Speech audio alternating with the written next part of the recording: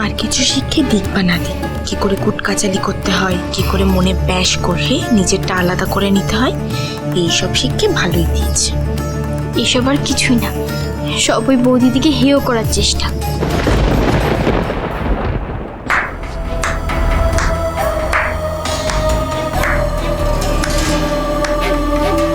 বাহ পদ্মা, বাহ, সত্যি তোমার প্রতিভার অন্ত নেই।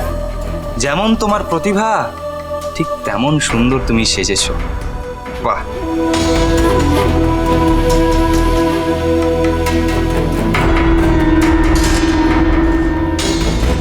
তুমি কে হে ছোকরা?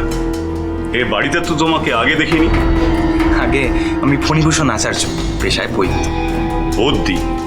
তা এ বাড়িতে আবার কার বুদ্ধির প্রয়োজন পড়ে?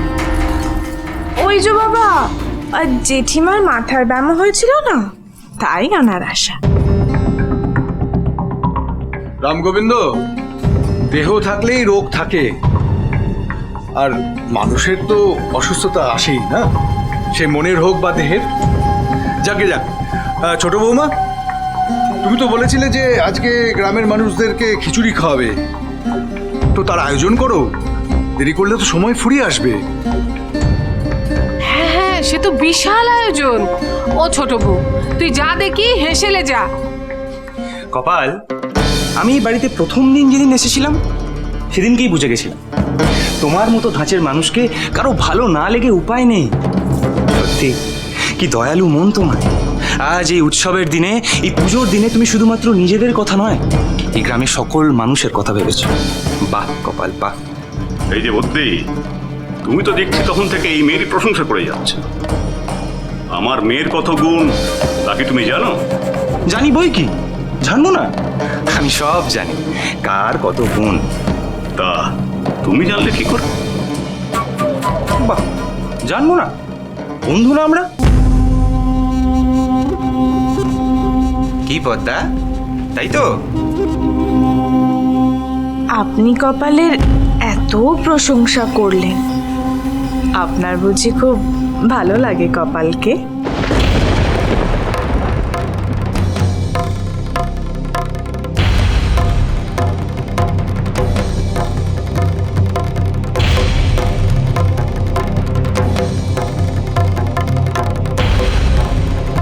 তোমার মুখে কি কোনো লাগাম নেই বড় বউ?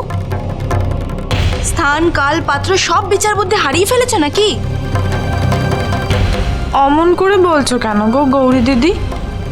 আমার এই কথাটা শুনে তোমার গায়ে বুঝি ফোসকা পড়ে গেল?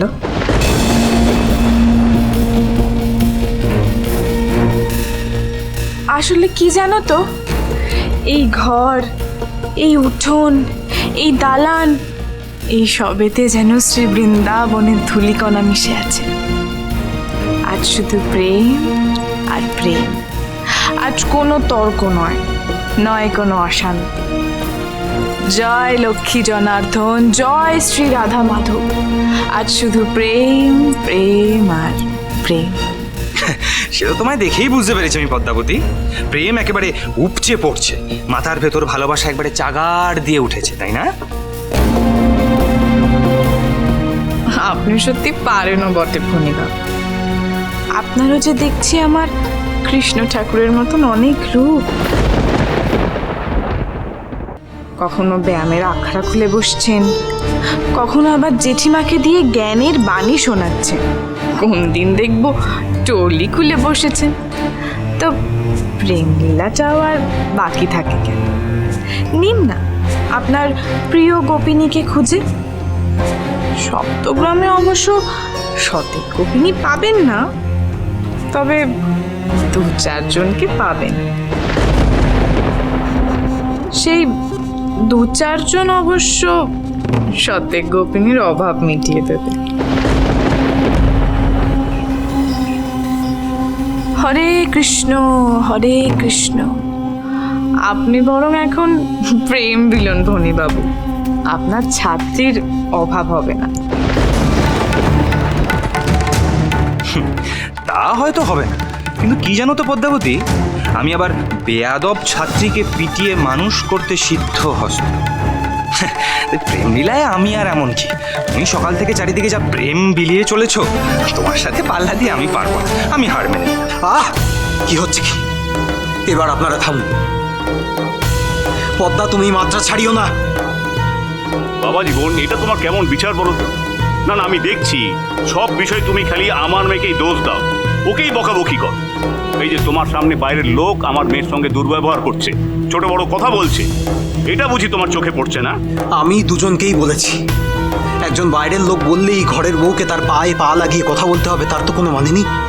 এটাও এক ধরনের শালীনতা।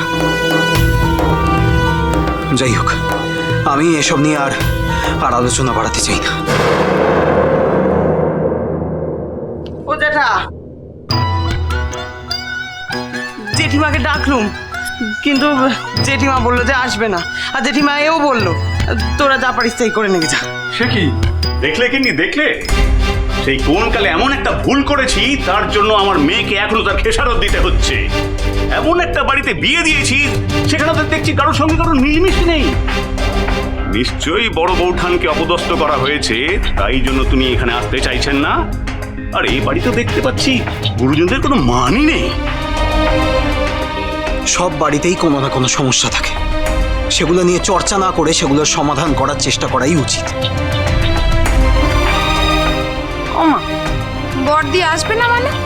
তা বললে হয় না? দিদি তো আমাদের মাথার উপরে আছে। চলো তো দিদি, ডেকে আনি।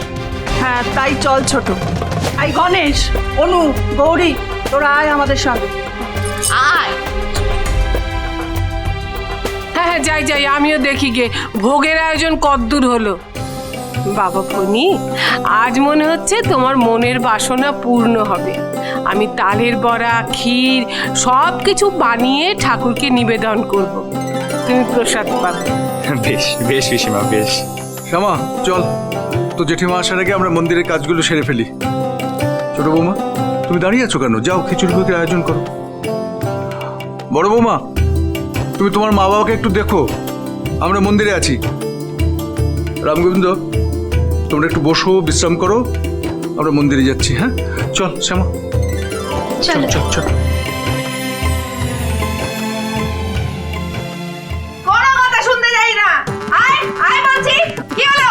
আমি কোনো কথা শুনবো না। বড় পার বেড়েছিস তোরা, ধরাকে সরাজ জ্ঞান করেছিস। আয় তোরা, কোথায়? ওখানে দাঁড়িয়ে আছিস কেন? হাতে পাঁচ পাতে গেছে গো দিদি, জেঠিমার পা ধরে ক্ষমা চা, তারপর আমি কথা শুনবো, নাহলে ঘাট ধরে চা, এক্ষুনি পা ক্ষমা চা।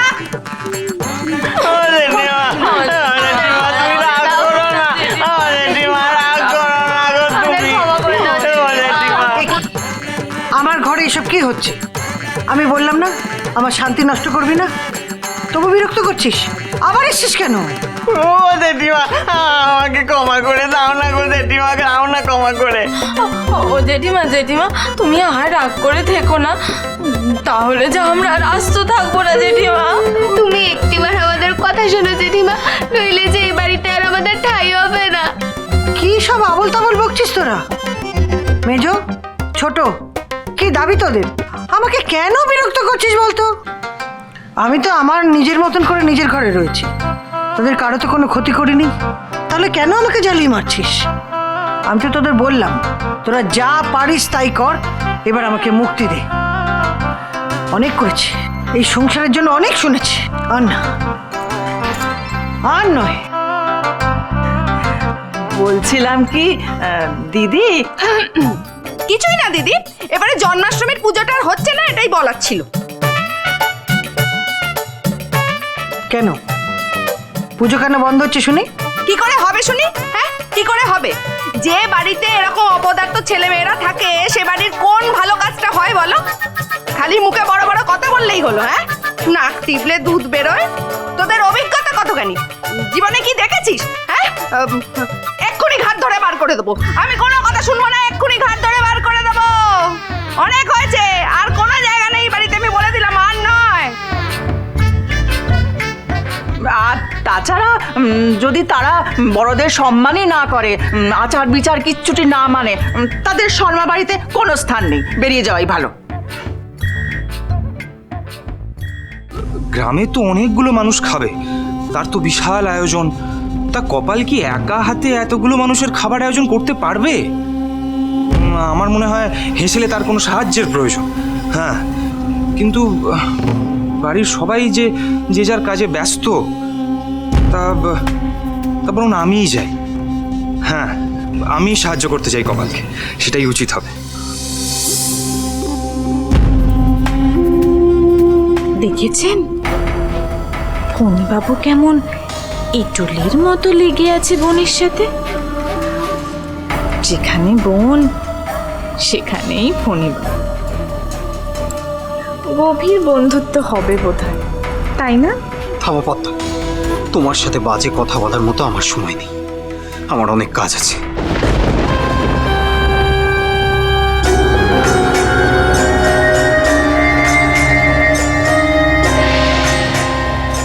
এবার আমার খেলা শুরু, কিন্তু আমি আগে কি করব? একদিকে জেঠিমা, অন্যদিকে হেসেল। আগে আমি হেসেলে যাব, তারপর জেঠিমার কাছে, তারপর আবার হেসেল। আরে মা, আমরা কোন দিকে যাব?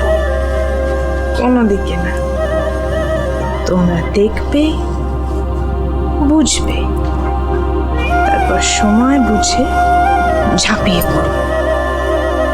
তারপর তো হরে কৃষ্ণ হরে কৃষ্ণ হরে কৃষ্ণ।